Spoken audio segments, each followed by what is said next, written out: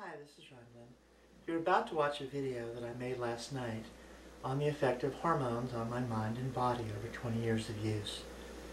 After reviewing the tape, I need to apologize. There were some glitches with the camera, so some of the voice is not right. It had battery go out, so there's a gap in the middle I had to patch in. And sitting down on the sofa, it made it look like I had this huge belly. And I just had to put this on to tell you I don't. I look pretty darn good right now. I still have a little bit to lose, but I'm getting there. Okay. So enjoy the video. I appreciate comments about it. Subscriptions. Let me know that this is of value to someone. Have a great day and enjoy this video.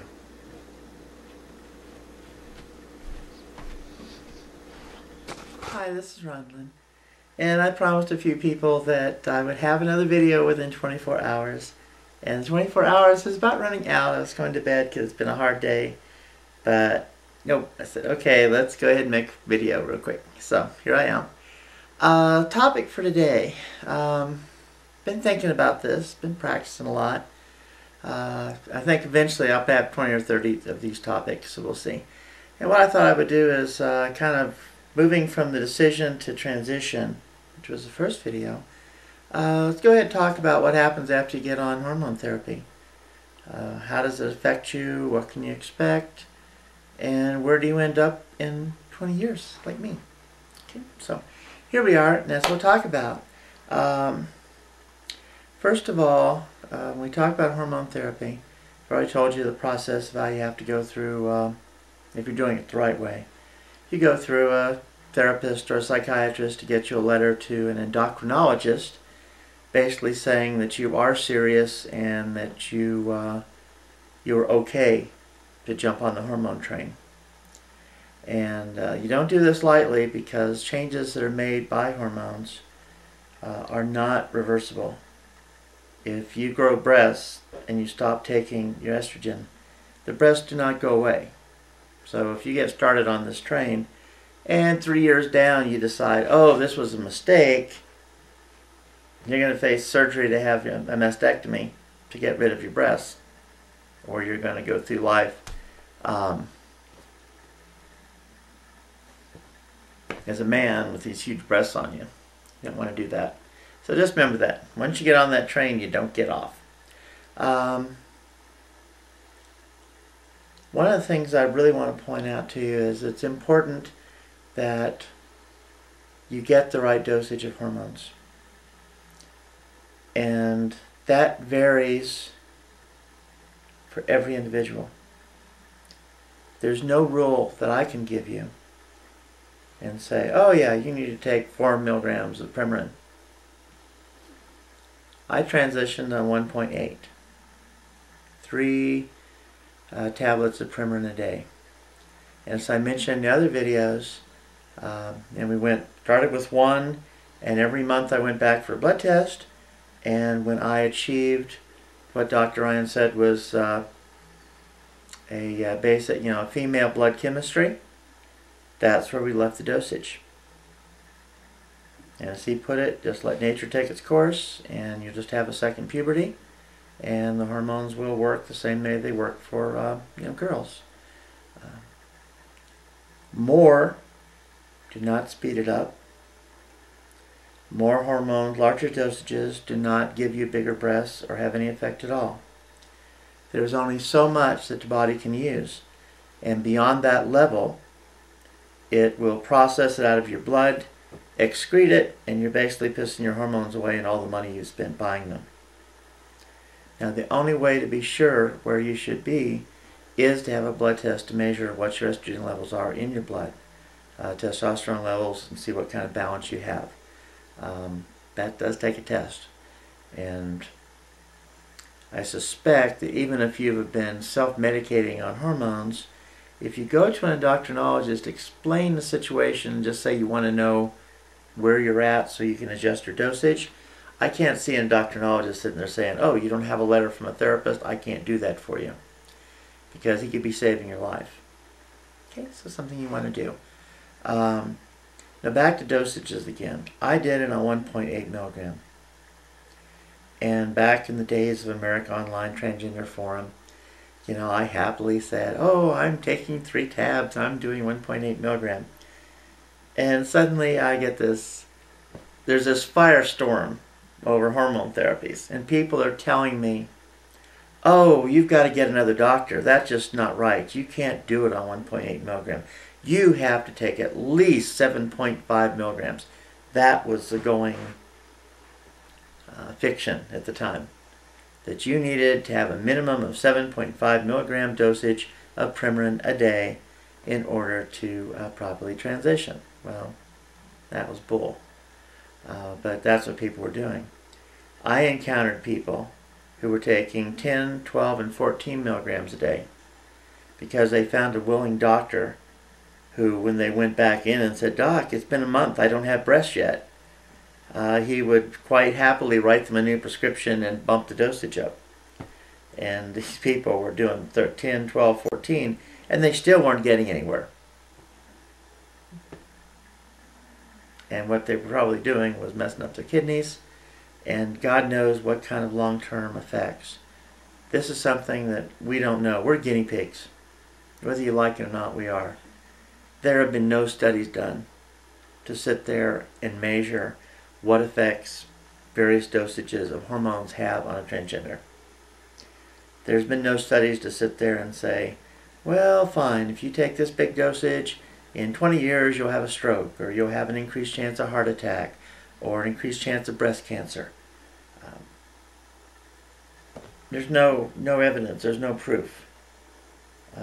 Even lately, I've got a marvelous doctor here, and love her to death, but she's all concerned because, they did one study on Premarin, big study, with, balanced study with control groups and all of it, and they called it off. And they called it off because they found that the groups that were taking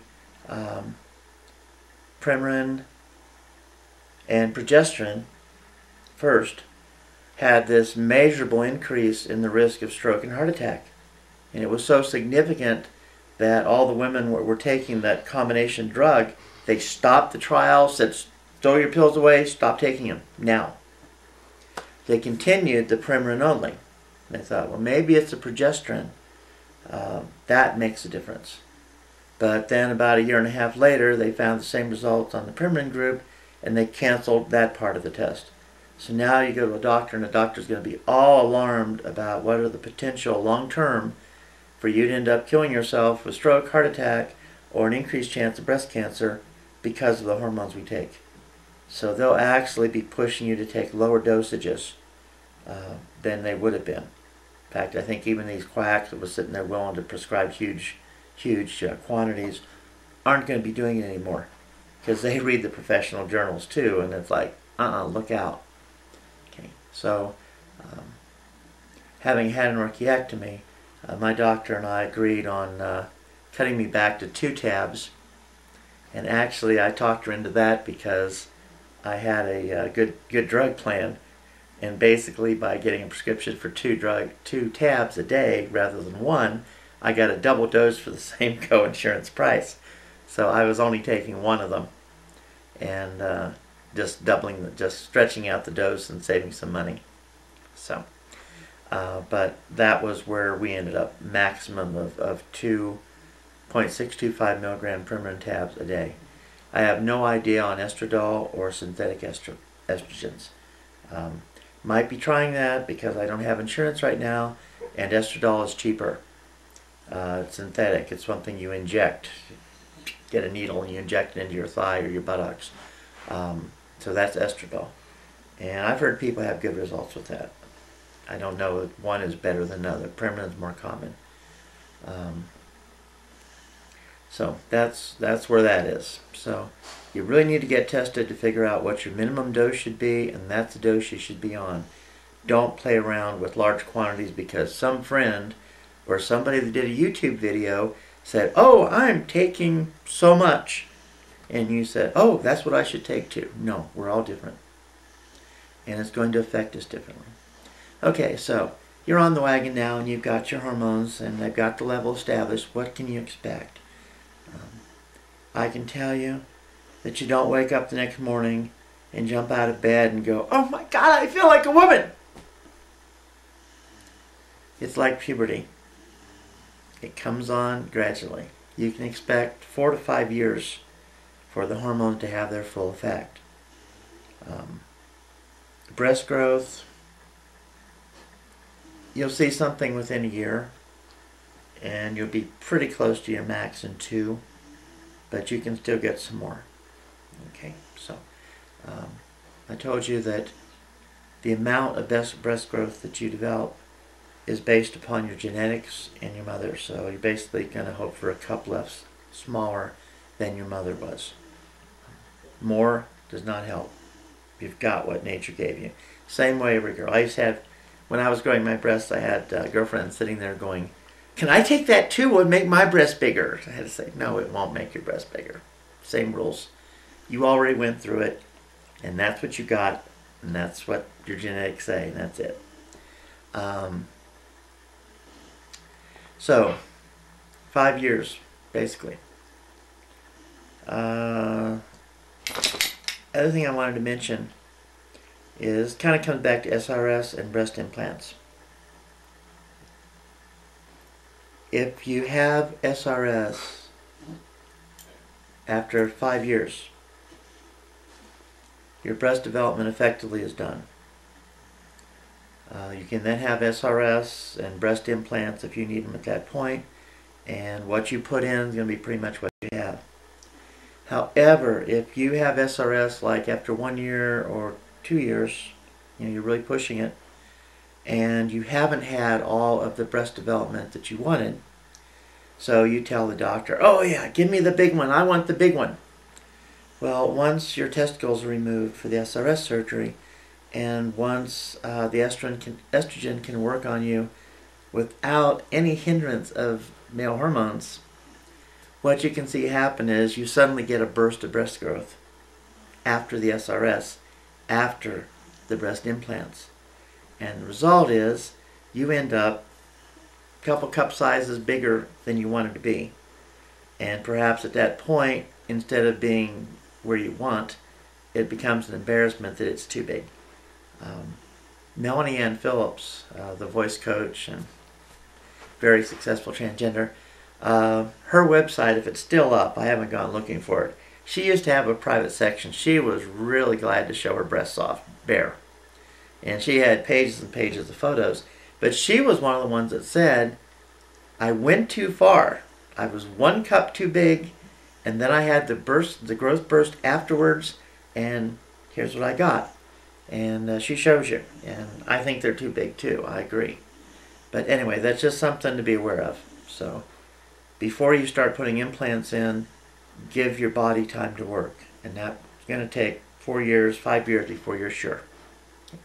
The other thing that happens in that 5 years is your skin will soften. Your body odor changes. This is something you're not aware of. Men have a much stronger underarm body odor than women do. And the estrogen lightens it up, and you have, let's say, a sweeter, more feminine body odor. There's also a difference in the genital area, that the smell of a woman is different than the smell of a man. And the hormones will adjust as your chemistry adjusts, your body smell and odor adjusts also. So that happens. Longer term, you'll start seeing the best breast growth, of course. You'll also see that your body hair will thin out and will gradually disappear. I think this probably took, it took me, it might have been 10 years before I didn't even have to shave my legs anymore. That may be a combination of me getting older in general, but I don't have to shave body hair anywhere. Not on my leg, not on my underarms, maybe once every 6 months maybe. Okay. So as far as breast, don't worry about getting electrolysis or something like on your breasts. I had, not a real hairy chest, but I had it.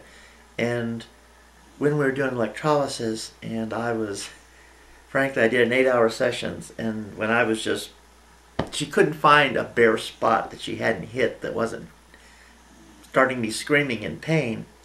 We'd sit there and she'd say, well, why don't we work in the breast a while? And I'd say, yes, let's work in the breast for a while. And so I paid for electrolysis, and it was totally unnecessary because it all disappeared on its own. So don't worry about full body laser hair removal or anything. It'll take care of itself. Okay, so that happens. Beard, sadly, no. You do have to have something, laser electrolysis on that.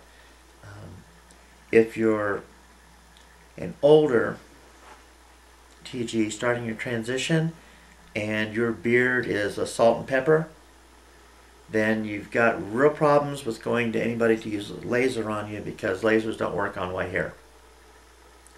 I also found out yesterday when researching that they don't work on red hair either.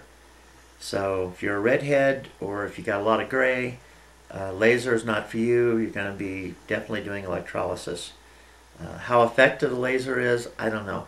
There's a lot of debate over that. I knew some people that tried it and the hair grew back in, and they just basically gave up and went to electrolysis again. So I'll research that. Maybe we'll have a video on that and find out what the latest and greatest hair removal methods are. But anyway, body hair, okay, taken care of. Facial structure. Estrogen lays down some extra fat in your face. So it does soften and it does become more feminine. And this starts happening immediately, but it takes a while. It moves slowly. You don't even notice it. Just you look at an old picture of yourself, and a year later you're going, wow, my face looks softer and more feminine now. It happens. Some of the people who advocate that everybody should have facial reconstruction surgery, one of their justifications for it is that when you get old, that the fat that was laid down by the estrogen disappears as you age, and your male bone structure shows through. And so once you hit the age of 60 or so, you're no longer able to pass because your face isn't as feminine anymore. Well, two things to that. First, you know that I consider the primary thing in passing is you. It's how you act, how you walk, how you talk, how you communicate, how you choose your words, all that. So I'm not in favor of facial reconstruction surgery unless you're really, really, really like prominent, bone structure that's just impossible. But I'm 64, and I don't see that my face, other than getting older, I don't see my face getting any less feminine. In fact, I think it gets more feminine with age. And I've got pictures of my mom at age 65, and I'm looking increasingly just like my mom, which I'm happy for. But yeah, I'm her. And so I'm not worried about it. But again, Melanie Ann Phillips, I understand, had facial reconstruction surgery. And I always thought she was like one of the premier people for passing. But apparently she was having increasing difficulty as she got older, and with people reading her. And so they mortgaged their house and had the surgery. So he's happy with that, I guess. So it becomes an individual decision. But I'm still on the camp that I think passing is about how you act more than it is about facial contouring. But everybody has to make that decision for themselves. Just want you to know that it's not one of these you gotta do it things. And when people tell you that, yeah. When I started transition, that wasn't even an option. So maybe that's why the older generation, we don't think of it that way because we did it the hard way. And now, we see, all the vice, surgery, surgery, surgery, surgery. We had to rough it. And we had to make it work, by who we were and how we acted. So we'll talk more about it. This will come up. I'll keep doing some more research and find out what the latest stuff is and get people's opinions on it and share that with you. But anyway, short term, over your lifetime, the estrogen does make those changes on your face. Of course, they develop your breast, take care of the hair. I would like to tell you that they massively change the shape of your body. You know, give you a booty and your hips widen and all that, but really not. You can get a little bit of extra fat in the thighs and the hips, but don't expect something hugely dramatic. Okay, I'm, you know, at transition time, about 4 years into hormones. I was basically a 44, 36, 43. That was my measurements. And right now, I don't want to tell you, right now I've been losing so much weight that I've got down to that, but my waist is still a little on the pudgy side, so I'm doing isometrics and a lot of shaping exercises to, suck it in and flatten it out. And it's showing and it's working. But I still have some more to go on that. But right now I think I'm about a 36-inch waist.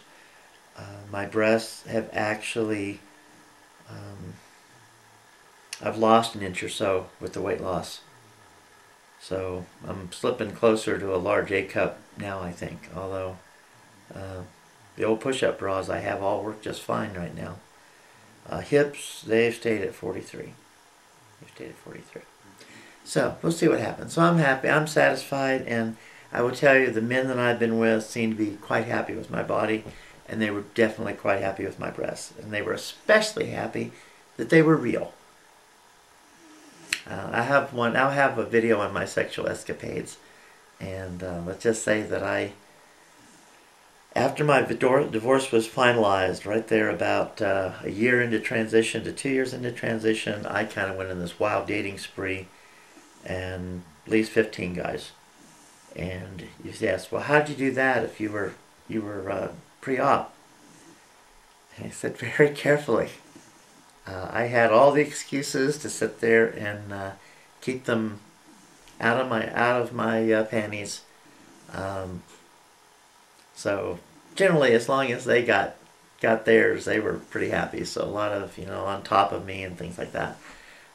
Problem with that was that that only lasted for about 2 dates, and at that point, it was at the point where I was either going to have to tell them I was transgendered and risk God knows what, or I broke it off and made some excuse.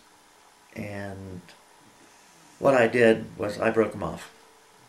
And the reason I quit dating eventually was because it just was too much of a stress being with straight guys who didn't know I was transgendered. And if I really liked them, I ran that risk of when I told them it'd blow up. So I never let myself like anybody, and I just went out for a couple of dates with them, and then I broke it off. And I just repeated that. And eventually I got tired of it and said, okay, enough. Anyway, I got a whole video. I've got so many stories about dating and sex. You'll love that one. Anyway, back to hormones. So that's the physical changes you can expect. The big changes, I think, are mental. And those are powerful. And let me start back. It was like, I think I started on hormones in November. And I went full-time in December. And I was passing by March. Okay. Now, as I told you, you don't sit there and start taking hormones and, you wake up the next day and bingo, things are different. But I will tell you, though, the day will come. The day will come, and you might catch it when it happens. You might not realize it for a while, but one day you will wake up and you won't have to kind of tell yourself who you are. Now, what does that mean? Well, of course, I cross-dressed for years, all my life. And my wife had found out, so I was sleeping in a nightgown. And for 15 years of our marriage. Didn't approve. Sometimes we had sex with me cross-dressed and so forth. She didn't realize I was transgendered. I told her I was just a cross-dresser. So she felt like I really lied to her when I had to tell her I was transgendered and I was going to change my sex. So I would wake up in a nightgown. And I'd kind of have to remind myself as I opened the eyes, well, what am I right now? Am I a man or am I a woman? And if I was getting up and going to work, I'd have to go, I'm a man. And if it was a weekend, and maybe if the family was away, give me a weekend to myself, then I could sit there and say, yes, I'm a woman today. But once it all started and the transition started, you still had that moment of waking up and still thinking you were a man. And then, it'd be like, oh, no, I'm transitioning, I'm a woman now. But you're still kind of playing that little mind game. You kind of have to tell yourself, I'm making this move. Well, one day, one morning, you're going to wake up and you're going to realize that little bit about, am I a man, isn't there anymore. That you just wake up knowing you're a woman. Your mind knows you're a woman. And, it slips up on you. And it's one morning you just realize, wow, I don't even think about being a man anymore. This is who I am. And that's that really brilliant, that moment when you know you're really being yourself. That decision about who am I going to be today? Who am I going to portray? Am I feminine today or am I male today is gone forever. You're female. Your body's accepted it, your mind's accepted it, and there it is. You've tipped over the edge. Now you're a woman. Okay, now some other things that happened about that time. Again, that was in the first 3 months. Sexual preference. I am and always have been heterosexual. When I was a man, I loved women. I never in my life saw a man and got the hots for him. I never had fantasies about gay sex or sex with men. I thought my sexual fantasies were to be a lesbian, to be a woman making love to other women. And I just assumed that orientation would remain. So once I transitioned, became a woman, I would still like women. And about 3 months in, I was watching the movie French Kiss with Kevin Kline and Meg Ryan. And great movie. If you haven't seen it, watch it. It's just a good love story. It's great. But Kevin Kline plays this kind of reprobate jewel thief through half of the movie. And there comes this spot in the middle where he is revealed to be this sensitive, understanding, caring guy who is just stealing jewels in order to get the money to buy back some land that his family owned and to start a vineyard. And it's a very emotional scene. This is where, Meg starts falling for him and all that.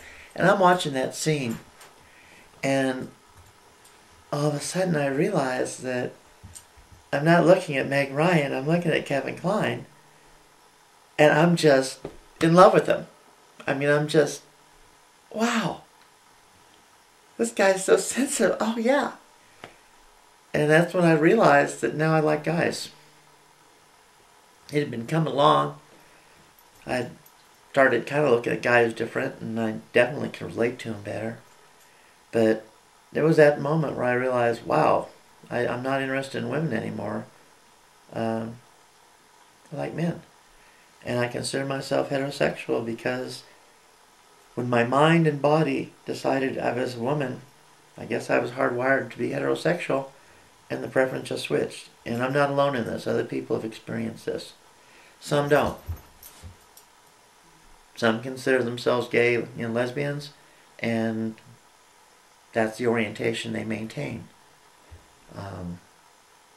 But that's how it happened for me. And kind of a miracle, and I'm glad it did. I hadn't planned it, but suddenly I just found men to be so fascinating. Whereas before I thought they were all stupid jerks because I had to sit there and play their stupid games and try to pretend I was one of them when I couldn't. And now different.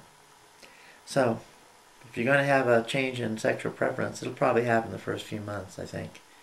If it doesn't, it doesn't. But don't be afraid of it. I mean, this is a new thing. It's a new time. It's a new gender. You've got to find yourself. You got to find out who you are. And so you got to be open to the feelings and open to your emotions and let them rule. Okay, so sexual preference, that was huge. We covered the physical. So what happens then 20 years later? So here I am, 20 years after starting HRT, and how have the hormones made me feel, over that time? Well, once you're through the puberty, once the major changes have all happened, I guess the big thing is, I could say, is normal. You few years into your transition, you're passing. What begins to dominate your life is, well, how am I going to pay the bills? What am I going to do for a living? Passing disappears. That's not an issue anymore. You do. You don't have to think about it. But you do have to pay the bills. You do have to find something to do. Go back to school. I self-destructed a very lucrative, corporate business career. Have no regrets about that. And, I put myself back through college again, another 4 years to get a master's in secondary education, become a teacher. And, I worked basic minimum wage jobs with other women. And I loved it because that was it. I was being accepted as a woman. I was working as a woman. And it didn't bother me that it was minimum wage jobs. And it was a great chance to interact and build friendships and just live the life. So it's just normal. You're concerned about all the issues that anybody is. You stop even thinking about it. You just are. I mean, you're a woman now. You'll tend to go stealth, drop off the blogs and the boards, quit making your YouTube videos. That'll happen. Your favorite video star and transitional will just announce one day that they're gone, and there they go.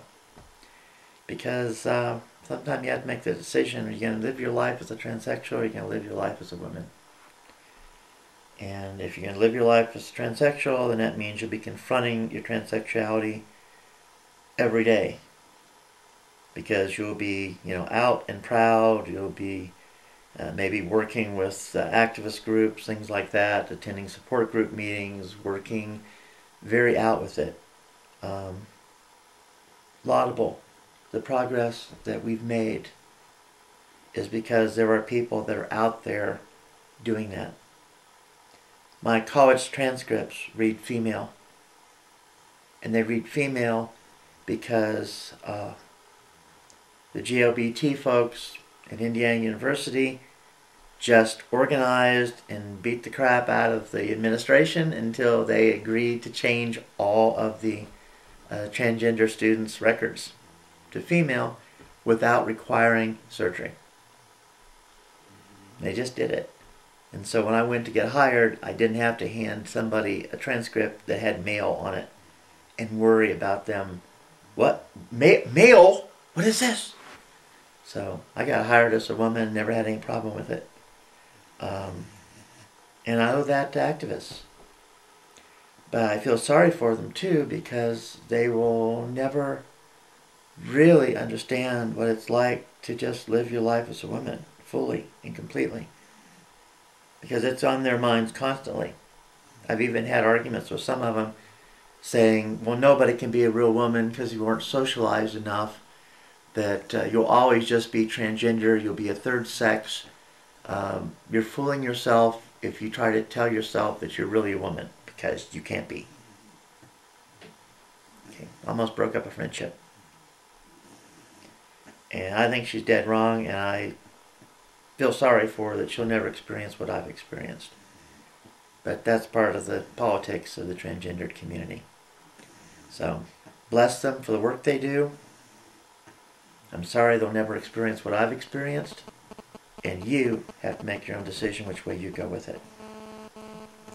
So, for most of those years, it was just being a woman, not even thinking about, being transgendered as such. Just living your life, teaching the kids all the wonderful experiences and friends I've had.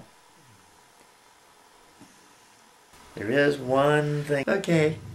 Get a little glitch here because we're going to have a dog fight. Granger, knock it off.